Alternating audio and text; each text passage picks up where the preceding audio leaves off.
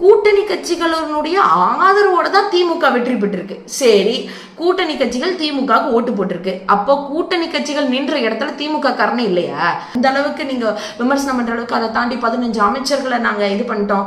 இனிமேல் தான் உங்களுக்கு செக்கே இருக்கு. பொருளாதாரத்துல நம்பர் 1 மாநிலமா தமிழ்நாடு தான் இருக்கு. இது 1% கூட கம்மியாக கூடாது சார். திராவிட முன்னேற்ற கழகம் ஆட்சி பொறுப்பை ஏற்கும் போது எங்க வருமானம் எவ்வளவு இருந்துச்சு? 19 லட்சம் கோடி இருந்துச்சு. ஆனா இன்னைக்கு நீங்க சொன்னீங்களே, ஒரு டயலாக் பேசுனீங்களே, பதவியேற்ற அன்னைக்கு கஜானாவை தொடச்சு வச்சுட்டு போயிருக்காங்க. அப்படியெல்லாம் ஒண்ணும் இல்லை. திரும்பவும் சொல்றேன், பொருளாதாரத்துல நம்பர் 1 மாநிலமா தமிழ்நாடு இருக்கு. தொழில் முனைவோர், பெண்களுக்கான வேலை வாய்ப்பு, பெண்களினுடைய படிப்பு, அது எல்லாத்துக்கும் மேல கல்வியினுடைய தரம், சுகாதாரத்துல இன்னைக்கு நம்ம நம்பர் 1ல இருக்கோம். இது எல்லாத்துலயும் தமிழ்நாடு நம்பர் 1. இதுல 1ல கூட சிஎம் சார், விஜய் சார் கம்மியாக கூடாது. உங்களுடைய விர்ச்சுவல் வாரியர்ஸ் மட்டும் தான் உங்களுக்கு சப்போர்ட் பண்ணி மெசேஜ் போட முடியும். ஆனா நல்லா தெரிஞ்சவங்க, இந்த நாலேஜ் உள்ளவங்க எல்லாருமே வன்மத்தை கக்கி, அதுவும் அந்த இடத்துல இல்லாம வீட்டுக்கு போனதுக்கு அப்புறம் எக்ஸ் தளத்துல எல்லாம் போடுறீங்க.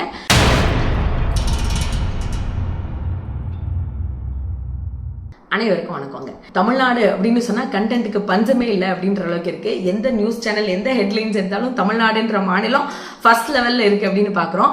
இன்னைக்கு பாத்தீங்கன்னா இன்னைக்கு எல்லா மக்களும் அரசியல் பேச ஆரம்பிச்சிட்டாங்க. இது ரொம்ப சந்தோஷமா இருக்கு. எல்லாரும் அதை பத்தி சிந்தனை பண்றாங்க, யோசிக்கிறாங்க. பரவாயில்ல, எல்லாரும் பேசதான் எது உண்மை எது பொய் அப்படிங்கிறது எல்லாத்துக்குமே புரிய ஆரம்பிக்கும். இங்க யாரையும் எந்த விமர்சனமும் பண்றதுக்கெல்லாம் ஒண்ணும் இல்லை. இந்த வீடியோ பேசும்போது கூட இன்னைக்கு நிறைய பேர் வந்து போடுவீங்க கீழே, 200 ரூபா ஊபி வந்துருச்சுப்பா, 200 ரூபா கிரெடிட் அப்படின்லாம் போடுவீங்க. நீங்க எவ்வளவு வேணாலும் பேசுங்க. ஏன்னா எந்த கொள்கையும் எந்த கட்சி சார்ந்தவங்களையும் நாங்க தவறு சொல்லல. ஆனா உங்களுக்கே உங்க கட்சி பெருசு அப்படிங்கும் போது 75 வருஷ பாரம்பரியம் சும்மா எல்லாம் சொல்லல. உண்மையாலுமே அந்த வரலாறு தெரிஞ்சு பரம்பரையா இந்த கட்சியில தொடர்ந்து இருந்து இன்னைக்கு யாருனால வளர்ந்தோம், இந்த இயக்கம் தமிழ்நாட்டுக்கு என்னென்னலாம் செஞ்சுச்சு அப்படிங்கிற அந்த நிலைப்பாடு தெரியும் போது சும்மா கெத்தா சொல்லுவோம் நாங்கெல்லாம் திமுக அப்படின்னு சொல்லி. அதுல எந்த மாற்று கருத்தும் இல்ல. இந்த சட்டப்பேரவையில நடந்த விஷயத்தெல்லாம் பேசணும்னு எல்லாம் வரலைங்க. உண்மையாலுமே சட்டப்பேரவையில் நல்ல தரமான சிறப்பான சம்பவங்கள், செய்கைகள்லாம் நடந்துச்சு. அண்ணன் உதயநிதி ஸ்டாலின் அவர்கள் நிறைய பேசினாங்க. அதை தாண்டி இன்னைக்கு நான் பார்த்து வியந்து ஒரு பெருமைப்பட்ட ஒரு விஷயம், ஒரு பெண், நானும் ஒரு பெண் அப்படின்னு பெருமைப்பட்ட ஒரு விஷயம் வந்து இன்னைக்கு மேடம் பிரேமலதா அவர்கள் பேசிய ஒரு விஷயம் தான். வேற லெவலுங்க. இன்னைக்கும் வந்து பெண்களுக்கு பாதுகாப்பு வேணும், பெண்களுக்கான முன்னுரிமை கொடுக்கணும், பெண்கள் வந்து படிப்புல, தொழில் முனைவோர்ல, வேலை வாய்ப்புல எல்லா விஷயத்திலையும் மிகப்பெரிய அளவுல வரணும், ஆளுமையோட இருக்கணும் நம்ம பேசுறோம்.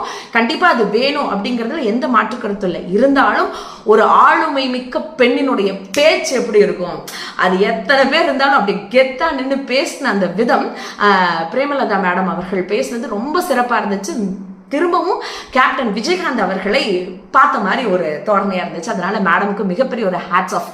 அதை சொல்லிட்டு அடுத்தது அண்ணன் உதயநிதி ஸ்டாலின் அவர்கள் எல்லாருமே பார்த்தோம், பயங்கரமா விஷயம் பேசியிருந்தாரு. ஆனா ரொம்ப தெளிவா ஒரு விஷயம் புரிஞ்சுக்கோங்க, அவர் பேச தொடங்கும் போதே சொன்னது இதைத்தான் நிறைய பேர் இன்னைக்கு அந்த பக்குவம் இல்லை. ஏன் அப்படி சொல்றோம் அப்படின்னா, அதை வந்து நிறைய விஷயம் புரிஞ்சுக்காம உடனே வந்து விமர்சனம் பண்றது, தவறான விஷயத்துல புரிஞ்சுக்கிட்டு வேற மாதிரி கொண்டு போறது, அது இல்ல.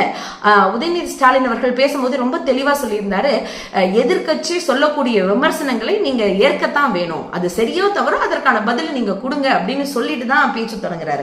அதுலயும் அவர் சொன்ன ஒரு விஷயம் பாத்தீங்கன்னா, இன்னைக்கு டிவிகே கட்சி அமைஞ்சிருக்கு, ஆனா பெரும்பான்மையான மக்கள் உங்களுக்கு வாக்களிக்கல. அதுல ஏன் அப்படி சொன்னாங்க அப்படின்னா, இந்த சட்டப்பேரவை தேர்தலில் கிட்டத்தட்ட 4,93,00,000 வாக்குகள் மக்கள் பதிவு பண்ணியிருக்காங்க அப்படின்னு சொன்னா, அதுல 1,72,00,000 சொச்ச மக்கள் தான் வந்து உங்களுக்கு வாக்களிச்சிருக்காங்க.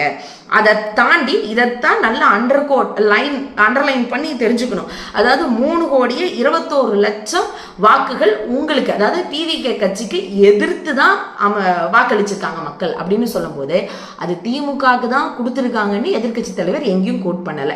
ஆனா இதுல பியூட்டி என்னன்னா, சட்டப்பேரவையில நம்ம சிஎம் சார், அதான் நம்ம தலைவர் சார் திரு விஜய் சார் அவர்கள், அதாவது முதல்வர் விஜய் சார் அவர்கள் அங்கெல்லாம் எதுவுமே பேசவே இல்லை. ஆனா பாவம் வீட்டுக்கு வந்ததுக்கு அப்புறம் திடீர்னு தோணி இருக்கும் போல, அவர் தான் ரொம்ப சிந்தனை பண்ணிட்டே இருப்பார்ல. அப்புறம் எக்ஸ் வலைத்தளத்துல பயங்கரமா போட்டிருக்காரு, திமுக உங்களுடைய வாக்கு சதவீதம் என்னன்னு தெரியுமா, உங்களோடது வந்து 10% தான், 8% தான், 12% தான். எதுக்கு சார்? ஏதாச்சும் இருந்தா அங்கேயே நீங்க பதில் கொடுத்துருக்கணும். அங்க கொடுத்தாதான் சட்டப்பேரவையில் அது ஏறும். அதை தாண்டி நீங்க வெளியே வந்து எக்ஸ் தளத்துல போடுறதெல்லாம் ஏறுமான்னு தெரியாது. அதை விட இன்னொரு விஷயம், நீங்க என்ன சொல்லியிருக்கீங்க, கூட்டணி கட்சிகளுடைய ஆதரவோட தான் திமுக வெற்றி பெற்றிருக்கு. சரி, கூட்டணி கட்சிகள் திமுகவுக்கு ஓட்டு போட்டிருக்கு. அப்போ கூட்டணி கட்சிகள் நின்ற இடத்துல திமுக காரனே இல்லையா? அப்ப திமுக காரங்க யாரும் ஓட்டே போடலையா? ஏங்க, நாங்க கூட்டணி கட்சியை என்னைக்குமே தாழ்த்தியோ இல்ல எங்கனாலதான் அவங்க ஜெயிச்சாங்க அப்படின்ற மெதப்பெல்லாம் ஒரு நாளும் திராவிட முன்னேற்ற கழகம் சொல்லியதே இல்லை. எங்களுடைய தலைவர் அதை எங்களுக்கு கத்து கொடுத்ததே இல்லை. இன்னைக்கு கூட ரொம்ப தெளிவா சட்டப்பேரவையில் எதிர்கட்சி தலைவரான உதயநிதி ஸ்டாலின் அவர்கள் சொன்னாங்க, கூட்டணி கட்சியினுடைய மாண்பை நாங்க மதிக்கிறோம், அவங்களுக்கான உரிமையை கொடுக்கிறோம், அவங்களுக்கான நிலைப்பாடு அவங்களுடைய முடிவை அவங்க எடுக்கலாம். இன்னைக்கு உங்களோட ஆதரவுல உங்களுக்கு ஆதரவு கொடுக்குறேன்னு அவங்க எல்லாம் சொல்லியிருக்காங்க. லைக் பிசிகா, அப்புறம் கம்யூனிஸ்ட் கட்சிகள் தோழர்கள், அப்புறம் முஸ்லீம் லீக், இவங்க எல்லாம் கொடுத்துருக்காங்க. ஸோ அதெல்லாம் எங்களுக்கு ஒன்றும் பிரச்சனை இல்லை. ஆனா அவங்க நீங்க அப்பட்டமா சொல்றீங்களே, எப்ப பார்த்தாலும் ஒரு பேனர் அடிச்சீங்களே தீய சக்தி திமுகன்னு சொல்லி, அவங்க தொண்டர்களும் ஓட்டு போட்டு தான் அவங்களும் ஜெயிச்சிருக்காங்கிறத எங்க அண்ணன் சிஎம் அண்ணன் அவர்கள் புரிஞ்சுக்கணும். ஆனா அவர் பாவம் அப்படியே எக்ஸ் வலைத்தளத்துல பயங்கரமா பேசியிருக்காரு. அதாவது சேற்றை வாரி இறைக்கத்தான் செய்யும், எல்லாம் தெரிந்த ஏகாம்பரம் மாதிரி தான் திமுக பேசிக்கொண்டே இருக்கும், யதார்த்தத்தை புரிந்து கொள்ளாது.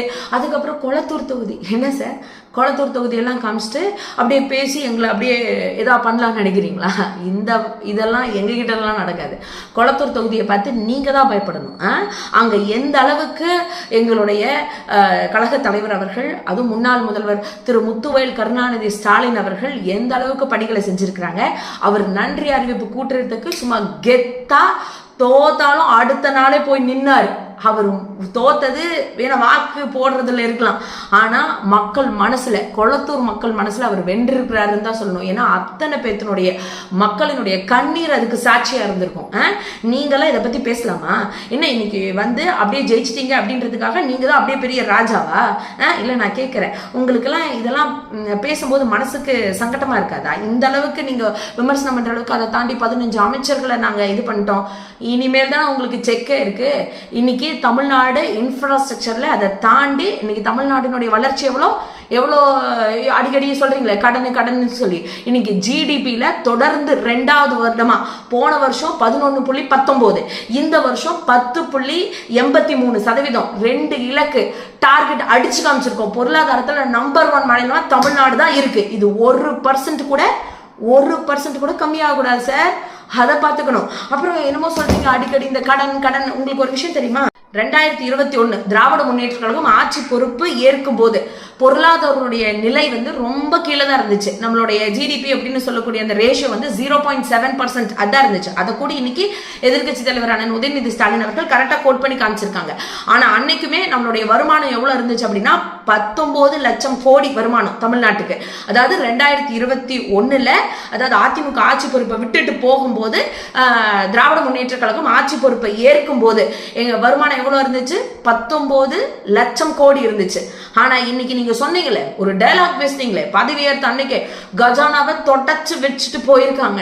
அப்படியெல்லாம் ஒன்றும் இல்லை, சரிங்களா? என்னமோ வெள்ளை அறிக்கை, ஒயிட் பேப்பர்னா நீங்க என்ன சார் நினைச்சீங்க? இந்த ஒயிட் பேப்பர் நினைச்சீங்களா? இப்படி இருக்கக்கூடாது சார். நீங்க ஒயிட் பேப்பர்ல என்ன நீங்க சொன்னாலும் அந்த வெள்ளை அறிக்கையில நாங்க ஆல்ரெடி, அதாவது சிட்டிங்ல இருக்கும் போதே நாங்க அந்த வெள்ளை அறிக்கையை கொடுத்துருக்கோம். போய் பாருங்க, சிட்டிங்ல இருக்கும்போதே வெள்ளை அறிக்கை கொடுத்துருக்கோம், போய் பாருங்க. பிப்ரவரி 17, 2026 அன்னைக்கு சட்டப்பேரவையில ₹1 தமிழ்நாட்டுக்கு வருமானம் வந்துச்சுனாலும் அந்த ₹1 எப்படியெல்லாம் ஸ்பிளிட் ஆகி அவ்வளவு வேலைகள் நடந்துட்டு இருக்கு அப்படின்னு சொல்லி, ₹1 அப்படிங்கிறதுக்கு 18 பைசா சம்பளமா போகுது, 30 பைசா மானியமா போகுது, 11.5 பைசா அப்படிங்கிறது கல்விக்கு, அடிப்படை கட்டுமானத்துக்கு, சுகாதாரத்துக்கு, இதுக்கெல்லாம் பிரிச்சு எடுத்து வச்சுட்டு இருக்கோம். அதே மாதிரி அதுல 15 பைசா வட்டிக்கு மட்டும் போகுது, அதுல 10 பைசா வட்டியினுடைய முதலுக்கு போகுதுன்னு சொல்லி இத்தனை வரையறையும் ரொம்ப கிளியர் கட்டா அன்னைக்கே எங்களுடைய திராவிட முன்னேற்ற கழக கவர்மெண்ட் தெளிவா சொல்லி வச்சிருக்கு. இது தமிழ்நாட்டு மக்களுக்கு ரொம்ப தெளிவா தெரியும். ஆனா நீங்க எப்பவும் போல நின்று கஜானா காலினா, நான் சொன்னேன் இல்லையா, 2021 19 லட்சம் கோடி வருமானம் வந்துட்டு இருந்துச்சு. இன்னைக்கு 2026 திராவிட முன்னேற்ற கழக கவர்மெண்ட் நிறைவாகும் போது எவ்வளவு வருமானத்தை நாங்க விட்டுட்டு போயிருக்கோம் தெரியுமா? 36 லட்சம் கோடி ரூபாய் தமிழ்நாட்டுக்கு வருமானம் வந்துட்டு இருக்கு. திரும்பவும் சொல்றேன், பொருளாதாரத்துல நம்பர் 1 மாநிலமா தமிழ்நாடு இருக்கு. அது மட்டும் இல்ல, இன்னைக்கு பெண்களுடைய வளர்ச்சி, பெண்களினுடைய தொழில் முனைவோர், பெண்களுக்கான வேலை வாய்ப்பு, பெண்களினுடைய படிப்பு, அது எல்லாத்துக்கும் மேல கல்வியினுடைய தரம், சுகாதாரத்துல இன்னைக்கு நம்ம நம்பர் 1ல இருக்கோம். இன்னைக்கு தொழில் வளர்ச்சி, அதுவும் வந்து எலக்ட்ரானிக் டெவலப்மெண்ட், இது எல்லாத்துலயும் தமிழ்நாடு நம்பர் 1. இதுல 1ல கூட சிஎம் சார், விஜய் சார் கம்மியாக கூடாது. அதை ரொம்ப தெளிவா பார்த்துக்கோங்க, அதுதான் ரொம்ப முக்கியம். அதுக்கப்புறம் கடன் கடன் அப்படின்னு சொல்றீங்கல்ல, இந்த கடன் 10 லட்சம் கோடி வந்துச்சு. சரி, அந்த 10 லட்சம் கோடியில இதுக்கு முன்னாடி அதிமுக கவர்மெண்ட், சரிப்பா சுதந்திரம் வாங்கினதுல இருந்தே வச்சுக்கோங்களேன், அது எவ்வளவு வந்திருக்கு? கிட்டத்தட்ட 4.25 லட்சம் கோடி கடன் இருந்துச்சு. அதை தாண்டி அதுக்கப்புறம் அதுக்கான வட்டி மட்டுமே கட்டும் போது உங்களுக்கு 6.5 லட்சம் கோடி வந்திருக்கு. அது போக 4 லட்சம் கோடி நம்ம கடன் வாங்கியிருக்கோம். அதுவுமே நம்மளுடைய ஜிடிபிக்குள்ளதான் வாங்கியிருக்கோமே தவிர அதை தாண்டி நம்ம வாங்கவே கிடையாது. இந்த டெவலப்மெண்ட், இந்த விஷயம் எல்லாமே ரொம்ப தெளிவா நம்மளுடைய தமிழ்நாட்டு மக்களுக்கு தெரியுமே. இதுக்கு மேல நீங்க என்ன சப்ப கட்டு போறீங்க? உங்களுடைய விர்ச்சுவல் வாரியர்ஸ் மட்டும் தான் உங்களுக்கு சப்போர்ட் பண்ணி மெசேஜ் போட முடியும். ஆனா நல்லா தெரிஞ்சவங்க, இந்த நாலேஜ் உள்ளவங்க எல்லாருமே இதான் ஆல்ரெடி தெரியுமே, நீ என்னப்பா புதுசா கொண்டு வர போறேன்னு தான் கேட்டுட்டு இருக்காங்க. அதுக்கு உங்களுடைய பதில் என்ன சிஎம் சார்? இந்த மாதிரி எவ்வளோ விஷயம் பேசலாம். எதிர்கட்சி அப்படிங்கும் போது விமர்சனம் இருக்கதான் செய்யும். எல்லாருமே இதை ஃபேஸ் பண்ணிட்டு தான் வருவாங்க. எல்லாருமே வந்து உங்களை பார்த்து அப்படியே மயங்கி சார் ஆட்டோகிராஃப் வேணும் சார் அப்படின்னு கேட்பாங்கன்னு மட்டும் நீங்கள் நினச்சிக்க கூடாது சிஎம் சார். இது ரியல் லைஃப். என்ன சொன்னீங்க? ரீலு அந்து போச்சா? இன்னும் கொஞ்ச நாள் போகட்டும் சார். யாரோட ரீல் அந்து போகுது, யாரோட ரீல் சரியா நின்று பேசுது அப்படிங்கிறதெல்லாம் பார்க்கலாம். என்னதான் இருந்தாலும் உங்களுக்கு தளபதின்னு உங்களையும் கூப்பிடுறாங்க, நான் இல்லைன்னு சொல்லவே இல்லை. ஆனால் நீங்கள் இளைய தளபதி, நீங்க எப்போ தளபதிக்கு மாறினீங்கன்ற விஷயம் கூட தெரியல. அதுவுமே உங்களுக்கு ரீல்ல கிடைச்ச பட்டம் தான் சார். ஆனா ரியல்ல இன்னைக்கும் மக்கள் மனசுல தளபதியா இருக்கிறவர் எங்களுடைய கழக தலைவர் திரு முத்துவேல் கருணாநிதி ஸ்டாலின் அவர்கள் அப்படிங்கிறத நீங்க மனசுல வச்சுக்கோங்க, சரிங்களா? ஏன்னா திராவிட முன்னேற்ற கழகம் எத்தனையோ தோல்விகளை சந்திச்சிருக்கு. ஆனா மீண்டும் திரும்பவும் எந்திரிச்சுதான் நாங்க நிற்போமே தவிர யாரை கண்டு பயந்து இருண்டெல்லாம் இருந்துட மாட்டோம். அப்புறம் இவ்வளோ பதிவு போட்டு நீங்க ஒரு விஷயத்த மறந்துட்டீங்க சார். என்னன்னா அண்ணன் கேட்டாரு, உதயண்ணன் கேட்டாரு, அது ஏதோ சோஃபா வருது போகுது, சோஃபா வந்துட்டு போனதுக்கு அப்புறம் சிஎம் சார் வராரு போறாரு, அது என்ன விஷயம்னு கேட்டாரு. அதுக்கு தான் பாவம் நீங்க பதிவு போட மறந்துட்டீங்க. அதையும் சரியா பதிவு போட்டீங்கன்னா என்னன்னு எல்லாத்துக்கும் தெரியும். அப்புறம் பிரேமலதா மேடம் கேட்டாங்கல்ல அந்த குதிரை பேரம், அது கூட நீங்க சொன்னீங்க குதிரை வேகம் அப்படின்னு. எனக்கு அது குதிரை வேகம் மாதிரி எல்லாம் தெரியல, ஏதோ விவேகம் பண்ண மாதிரி தான் இருக்குது. இல்லைன்னா திடீர்னு ஒரு கட்சியிலிருந்து ஒருத்தரை நீக்குவாங்களா, ஒரு எம்எல்ஏவை டப்பு டப்பு டப்புன்னு என்ன நடக்குது, என்ன நடந்துச்சு. அதுல வேற இன்னொருத்தவங்க சொன்னாங்க அது குதிரை பேரம் கூட இல்லைங்க, அது யானை பேரம் அளவுக்கு போயிட்டு இருக்கு அப்படின்னு சொல்லி அதை கொஞ்சம் பார்த்துக்கோங்க. எப்படியோ நல்லா இருந்த ஒரு கட்சியை உடைச்சு பிச்சுட்டே பரவாயில்ல. இன்னைக்கு அந்த கட்சியில அதாவது ஊழல்னு நீங்க என்ன சொல்றது, ஓகே ஆட்சி அமைக்கிறதுக்கு முன்னாடி அந்த கட்சியை விமர்சனம் பண்ணுவீங்க. இன்னைக்கு அந்த ஊழல் எல்லாம் ரொம்ப சுத்தமாயிடுச்சா, அந்த கட்சியிலிருந்து வந்தோடனே உடனே இணைச்சிக்கலான்னு முடிவு பண்ணிட்டீங்களா? அப்போ இந்த டைலாக் உங்களுக்கு பிறந்தோம். அரசியல் வாழ்க்கையில் இதெல்லாம் சாதாரணமாப்பா அப்படின்ற மாதிரி. இனிமேல் எது பண்ணாலும் கொஞ்சம் பார்த்து தெளிவா பண்ணுங்க சார். அதாவது கடன் அப்படிங்கிறத ஒரே ஒரு வார்த்தையை மட்டும் வச்சுட்டு நிற்காதீங்க. இன்னைக்கும் நிறைய மக்களுக்கும் நான் சொல்றேன், கடன் வாங்குறது நம்மளுடைய நிலைப்பாட்டை பொறுத்து தான் வாங்குறோம். சும்மா தமிழ்நாடு கடன் கேட்டோன்னே யாரும் கடனை தூக்கி கொடுத்துடலாம் மாட்டாங்க.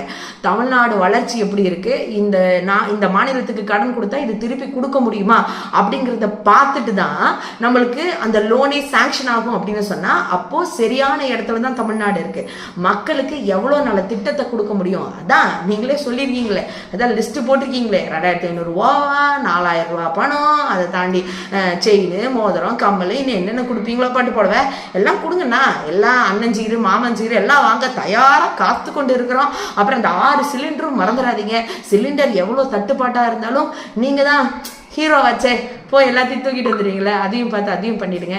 ஸோ இந்த மாதிரியான என்ன நலத்திட்ட விஷயங்கள் மக்களுக்கு போய் சேர முடியும்னு பாருங்க. விமர்சனம் சொல்லும்போது ஒரு நிமிஷம் யோசிச்சு பாருங்க, அந்த விமர்சனம் எந்த அளவுக்கு இருக்குன்னு. அதை தாண்டி வன்மத்தை கக்கி அதுவும் அந்த இடத்துல இல்லாம வீட்டுக்கு போனதுக்கு அப்புறம் எக்ஸ் தளத்துலலாம் போடுறீங்க.